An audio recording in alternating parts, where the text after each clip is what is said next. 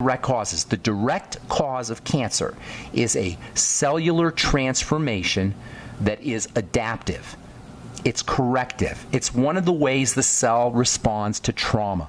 That's what cancer is. It's one of the ways that cells respond to duress. It's a response to abuse.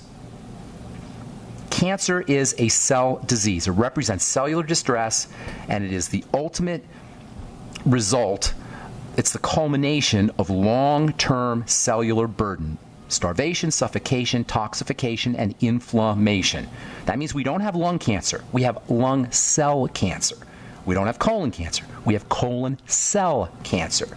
We don't have liver cancer or brain cancer or stomach cancer. We have liver cell cancer, brain cell cancer, stomach cell cancer. And doctors don't tell you this because the doctor's not allowed at the level of a cell. This is why we never hear about the cellular nature of cancer or any disease, because the medical model is not welcome at the level of a cell. All the medical model can do at the level of a cell is trick the cell, poison the cell, kill the cell, excise the cell. It cannot nourish, heal, sustain, oxygenate, detoxify the cell.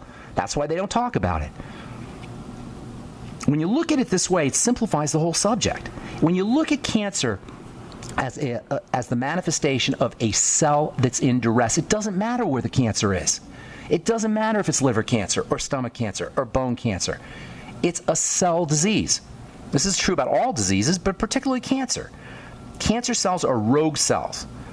They're growing out of control. They pay no attention to their neighbors. Ordinarily, neighbors, cellular neighbors, tell the cell whether to grow or not grow. Cells are responsive to the neighbors. Cells are responsive to their environment. But a cancer cell is not responsive. And there's always going to be inflammation involved. There's always going to be genetic changes involved. Cancer cells have certain hallmark features. They evade death. They don't die. They are subject to genetic changes, and there's always going to be some kind of inflammatory process that's involved. But the most important point is that cancer is the result of an interaction between the cell and the environment. Cancer is about the environment that the cell is sitting in. It's a cellular response to a toxic, suffocated, lack of oxygen, or lack of nutrient environment. Research demonstrates that when a cancer cell is put in a normal environment, it reverts back. It can revert back. Scientists can make a cell turn back to normal when they put it in a normal environment. This shows us that the environment impacts carcinogenesis, cancer. According to a 2008 article in the Journal of Pharmaceutical Research, only 5 to 10% of cancer cases are genetically inevitable, while, quote, 90 to 95% have their roots in the environment. This is true about the body environment, and it's true about the cell environment. Cancer cells can revert when they have the appropriate environment. This is so powerful. This is so important. It frees us, it liberates us from this medical idea that we have to have a war on cancer, that we have to kill cancer. All right, I'm Pharmacist Ben. We'll take a break. 844-236-6010 is our number. You're listening to The Bright Side on the Genesis Communication Network. Got more good health information and your phone calls coming up right after this. Don't go away.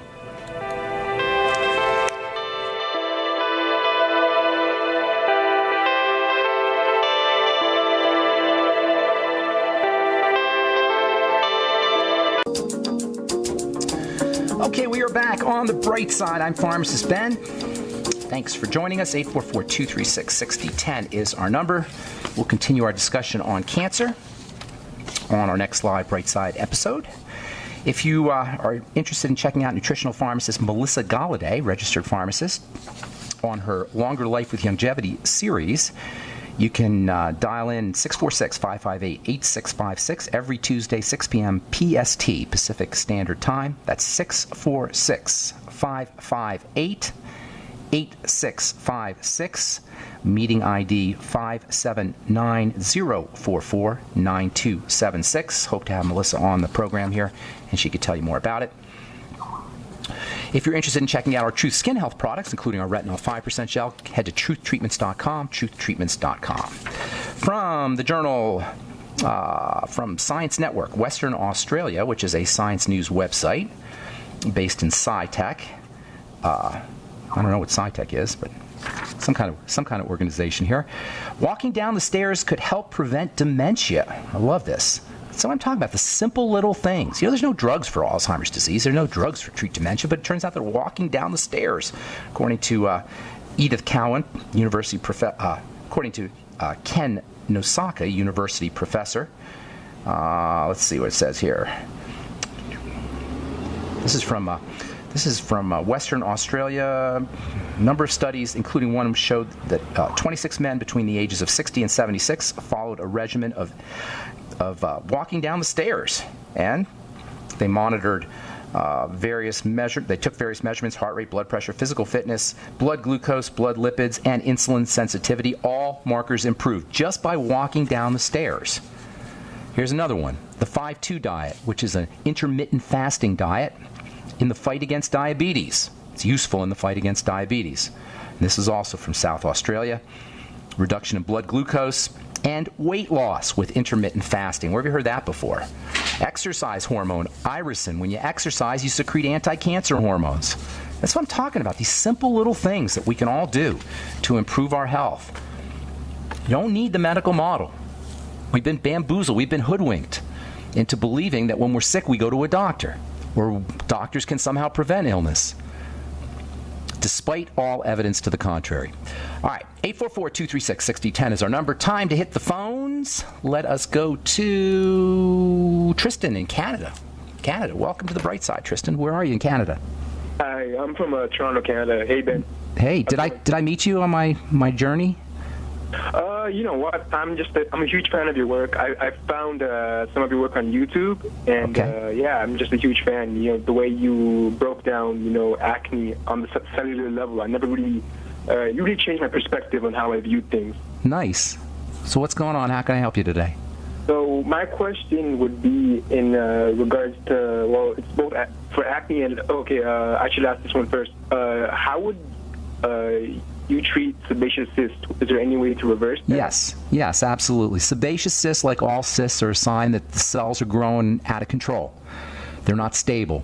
So a couple things. First of all, with all acne, you want to work on your blood glucose and your sugars.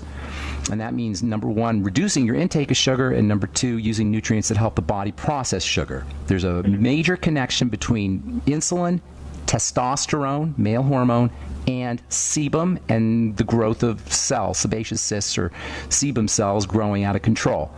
When cells grow out of control, especially in men, and especially in the skin, in the sebaceous glands, you want to focus on blood sugar and you want to focus on the hormone testosterone. Actually, it's a metabolite or a breakdown product of testosterone.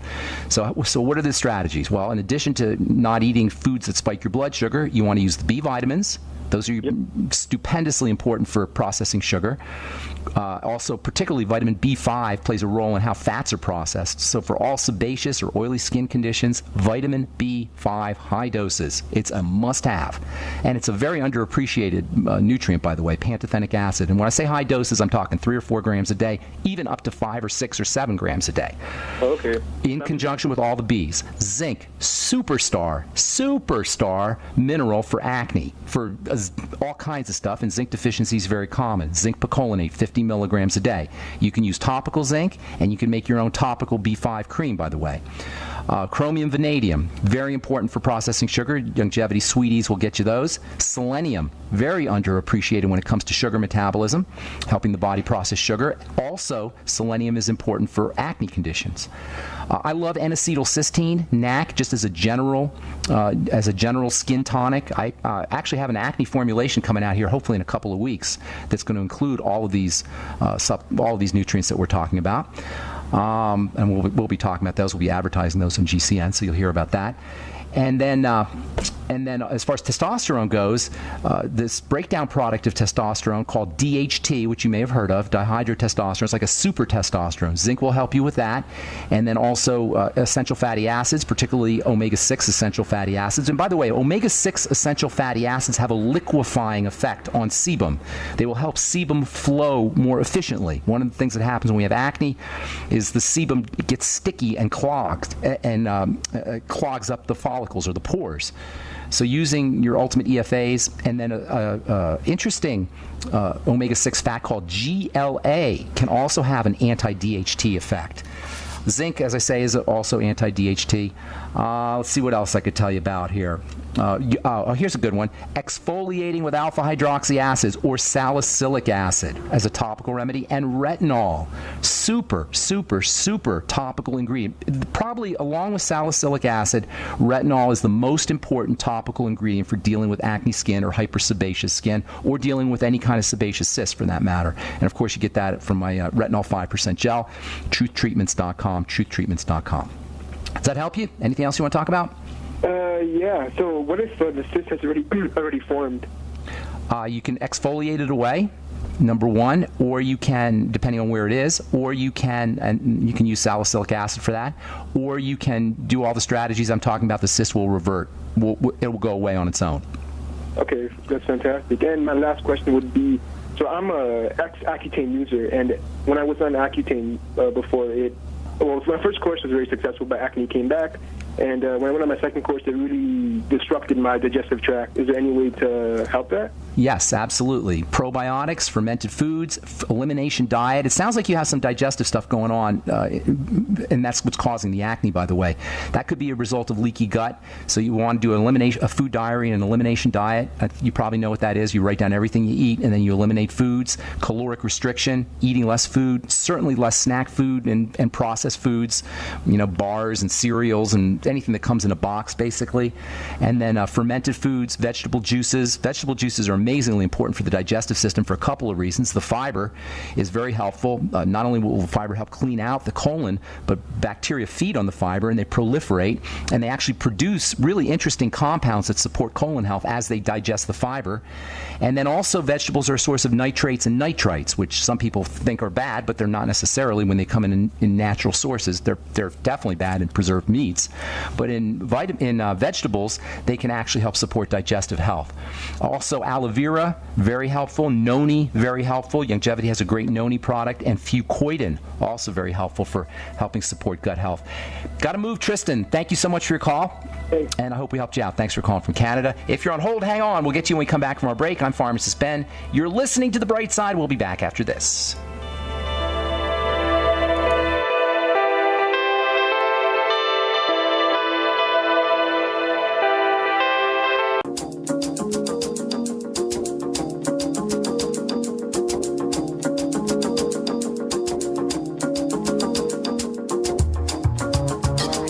The Bright Side. Pharmacist Ben here. I'm going to go really fast. I got a bunch of calls and I want to try and squeeze everybody in here, so I apologize for moving fast, but I want to get some of you guys can hold on for a while. I want to get to everybody. Mario in California, welcome to The Bright Side. What's up, buddy?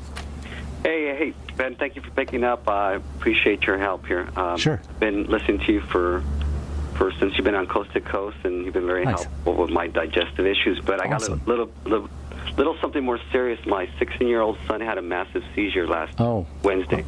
Wow, I'm sorry. And no other health challenges? Nothing else happened? No, he was actually, other than acne, and he was taking some of the advice you gave us with vitamin A and zinc and other copper and other stuff. But other than that, he had Is his skin clearing up? Yeah, it's helping a lot. We got him off of whatever else they were giving him, and he was doing great. He was doing great. Okay. He has sinus issues his whole life. And, he did have sinus issues? Yeah, taking various allergy medications and all kinds of Okay, well, here's the deal. This is where a couple things you want to focus on. First of all, if you've heard me talking about the ketogenic diet, that's an anti-seizure diet. That's the first thing you want to do. Second thing is there's nutrients that can help. The B vitamins are your brain vitamins. He should be doing high doses of the B vitamins.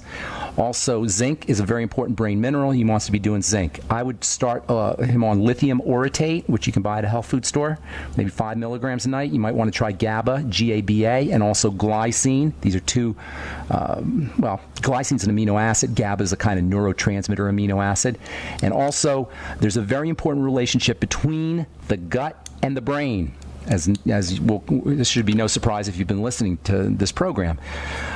GABA actually is a form of butyric acid, gamma-aminobutyric acid, GABA, which is a digestive fat, if you will. It's a short-chain fatty acid that's made in the gut. So working on the gut is extremely important. I'd be doing an elimination diet. The sinus issues tell me that he's got some kind of, possibly anyway, or probably, he's got some kind of allergic reaction happening to foods. And that can cause seizures, by the way.